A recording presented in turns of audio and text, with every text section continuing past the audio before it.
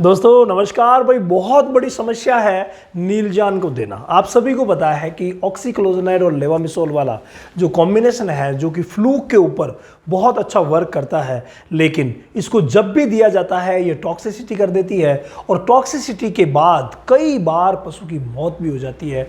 छोटे काप जो होते हैं उनकी तो मौत निश्चित रूप से हो जाती है, जबकि बड़े जानवरों में भी कई बार भारी से भारी समस्याएं देखी गई है। तो ऐसी स्थिति ना हो, कैसे बचें टॉक्सिसिटी से, तो आज के इस वीडियो में काफ़ी ऐसे उपाय मैं आपको बताऊंगा। अगर टॉक्सिसिटी हो गई है तो क्या करना है और टॉक्सिसिटी ना हो उसके लिए क्या क्या करना है, सारी बातें आज के इस छोटे से वीडियो में हम क्लियर करेंगे। देखिए, पहला तो आप प्रबंध ही कर लीजिए भाई, टॉक्सिसिटी हो ही ना तो उसके लिए क्या क्या कर सकते हैं। नंबर 1, उस पशु को जिसको कि 1 या 2 साल से डिवॉर्मिंग किया ही नहीं गया है, यानी डिवॉर्मिंग की कोई हिस्ट्री नहीं है, साल भर हो गया कोई डिवॉर्मिंग हुई नहीं है, तो आप कभी भी इस दवा का इस्तेमाल ना ही करें तो अच्छा है। मैं अपने पर्सनल ओपिनियन से बता रहा हूं कि इस दवा का इस्तेमाल आप ना ही करें तो अच्छा है। नंबर 2, अब काप में कभी हो नहीं रखी है, यानी कि छोटे जो 4 महीने से छोटे काप हैं उनमें किसी भी सूरत में आप इसका इस्तेमाल ना करें, नहीं तो समस्या हो जाती है। ये दोनों बातें बहुत बड़ी गलती करते हैं लोग। इसके अलावा तीसरी बात है और वो है प्रेगनेंसी के दौरान। प्रेगनेंसी के दौरान परेशानी रहती है, तो जहाँ तक हो सके, देखो अगर मजबूरी हो ही गई है देना पड़ता है अलग बात है, बाकी प्रेगनेंसी में जहाँ तक हो सके इसे ना दें, अच्छा रहेगा। अगर मजबूरी हो ही गई है तो देखिए प्रेगनेंसी की स्टेज कौन सी है। लास्ट जो ट्राइमेस्टर होता है, विशेष तौर से अंतिम महीने में, तो किसी भी सूरत में ना ही दें तो बहुत अच्छा रहेगा। इसके अलावा ताज़ा ब्याई हुई, अब बच्चा देते ही 15-20 दिन बाद ही अगर इससे डिवॉर्मिंग करवा दी जाती है, कई बार 5-7 दिन से लोग करवा देते हैं, तो उसकी वजह से भी टॉक्सिसिटी हो जाती है। तो ये जो स्थितियां हैं, इन स्थितियों से बचना है और इसका इस्तेमाल नहीं करना है। ये मैं मानता हूँ बहुत अच्छा डिवॉर्मर है, अच्छा काम करता है, लेकिन भाई ये बहुत बड़ी परेशानी है, इस समय इस दवा से डिवॉर्मिंग नहीं करवानी है।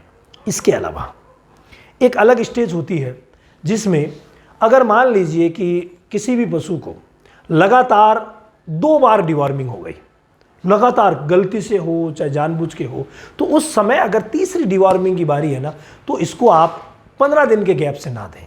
लंबे टाइम से देते हैं, जैसे मान लीजिए 2 महीने हो गए, फिर कोई दिक्कत नहीं है, दिया जा सकता है। अब अगली जो बात आती है वो आती है इसकी डोज की। कई भाई डोज में गलती कर देते हैं। कंपनी ने रिकमेंड किया है कि 3 किलो, हाईएस्ट 3 किलो पर 1 ml दे सकते हैं, यानी 30 किलो पर 10 ml हो गया, 300 किलो पर 100 ml हो गया और 600 किलो पर 200 ml दे सकते हैं। एक भाई ने कमेंट किया था कि सर इस हिसाब से तो 600 किलो पर 200 ml हो जाएगी, तो भाई करें क्या। जब कंपनी कह रही है कि 600 किलो पर 200 ml देना है तो बिल्कुल आप दे सकते हैं, कोई प्रॉब्लम नहीं है। इसके अलावा जब ऐसी कॉम्प्लिकेशंस होती है ना, तो नज़दीकी वेट की सलाह से ही काम कीजिए, वो बहुत अच्छा रहता है। आगे ही बात ये, क्योंकि अलग अलग स्थिति में देखो, कुछ एक एरिया ऐसे हैं जहां पर टॉक्सिसिटी ज़्यादा होती है, तो एरिया के हिसाब से ही काम किया जाता है। तो ये अगर करेंगे तो नीलजान की टॉक्सिसिटी नहीं होगी। कई भाई क्या करते हैं, नीलजान को इंट्रारूमिनल डाल देते हैं, और इंट्रारूमिनल डालने से भी ये कई बार टॉक्सिसिटी करती है। तो जहाँ तक हो सके उससे भी आप बच सकते हैं। ओरली पिला दीजिए, ओरली दे दीजिए, तो वो बहुत अच्छा रहता है। हालांकि गाय भैंस में पिलाना थोड़ा मुश्किल रहता है, ड्रेंचिंग का खतरा रहता है, लेकिन भाई ईजीली पिला दीजिए, ये किया जा सकता है। इसके अलावा डोज का अगर आप पूरा ध्यान रखेंगे ना, तो टॉक्सिसिटी नहीं होगी। इसके अलावा कई बार क्या होता है, वॉर्म की स्थिति है ही नहीं, 1 महीना पहले डिवॉर्मिंग हुई, वॉर्म है ही नहीं, उसके बावजूद दे दी गई, तो कई बार ऐसी स्थिति में भी ये नुकसान करती है। इसीलिए तो हमने ऑनलाइन सेशन ऑर्गेनाइज किया है, जो हर महीने की 21 तारीख से शुरू होता है, कि जो गलतियां हो रही है वो गलतियां किसी भी सूरत में ना हो। इसके लिए हर महीने की 21 तारीख से ऑनलाइन सेशन शुरू होता है, उसको आप ज्वाइन कर सकते हैं। रामावत एनिमल ऐप पर रोज़ 1 से 1.5 घंटा पढ़ाया जाता है इन्हीं चीज़ों के बारे में। तो अगर आपके पास समय है, आप सीखना चाहते हैं, तो ज्वाइन कर सकते हैं। वहाँ डेमो क्लासेस और फ्री क्लासेस भी आपको मिलेगी, वो कर सकते हैं। इसके अलावा मान लीजिए साहब टॉक्सिसिटी हो ही गई है, तो क्या करेंगे। तो टॉक्सिसिटी अगर हो जाती है तो इसकी टॉक्सिसिटी को दूर करने का सबसे आसान जो तरीका रहता है वो नॉर्मल सेलाइन का रहता है। अगर नॉर्मल सेलाइन 10